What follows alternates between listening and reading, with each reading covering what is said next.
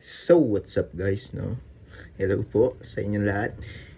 Nag-rehouse nga pala tayo ng tarantula, no? Kaso sa kabubuan natin is na-delete natin yung video. Diba? Ang galing. Ngayon lang natin napansin na na-delete natin. Buisit na yan. So, hindi natin na-upload kung paano natin ni-rehouse tong ating king baboon tarantula na to. Actually, dalawa yung ni-rehouse natin. Yung ka-anchorage natin na yan, yung Calibracis ka-anchorage natin na yan, kasalukuyang nasa labas.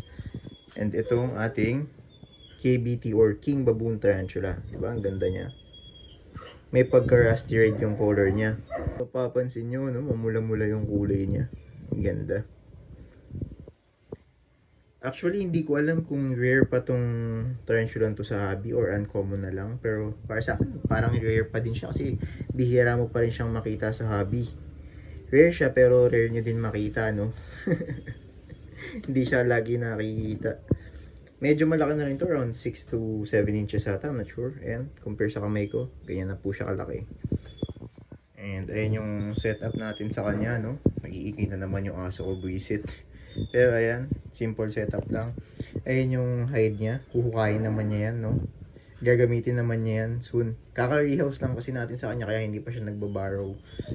Malalim-lalim naman yan, around 4 to 5 inches naman yung lupa, yung kapal ng lupa. Kaya sana gamitin niya tong hide na to, no? Ayun, may corkboard naman, so ayun na yung pinaka-guide niya sa paghukay. Actually, meron na siyang unting hukay, ayun, no?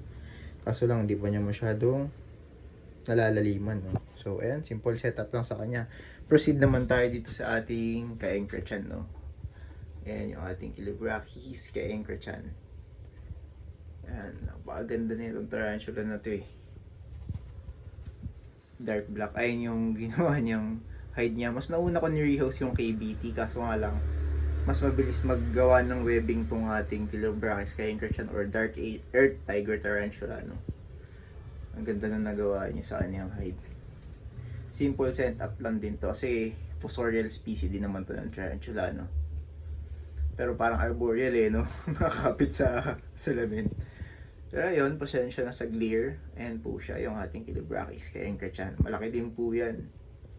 Tapos ito, may pumampam yung ating local SP na dwarf tarantula, no? Yung P-Berry ba yun? Nalimutan ko na yung name niya. Ayan, kaso nga lang, laging nakabaon. Pero anyways, di mo siya kasama sa rehousing talaga. Ito lang ating ka-anchorage. Ayan yung setup niya, simple lang din, no? So ayun, ang galing ng rehousing natin. Recta finished product na agad, no? Hindi mo na nakita kung paano ginawa yung enclosure. Pero ayan, makikita nyo naman, okay naman. Sana makapalan pa nyo yung webbing. Ito kasing fossorial SP na to ng tarantula na to is kahit pa paano makikita mo yung kapal ng webbing niya. Hindi katulad ng ibang fossorial na literal na lupa lang siya, may webbing ka kahit pa paano makikita. Lalo sa sa entrance ng kanyang hide or burrow, no? Tapos ito naman yung ating KBT, no? Sana hukayan pa niya ng malalim yan. So, hanggang dito na lang, guys. Update lang talaga sa kabubuhan natin. And sana nag-enjoy kayo sa inyong napanood. Hanggang dito na lang, guys, for today's video. And thanks for watching. Bye-bye.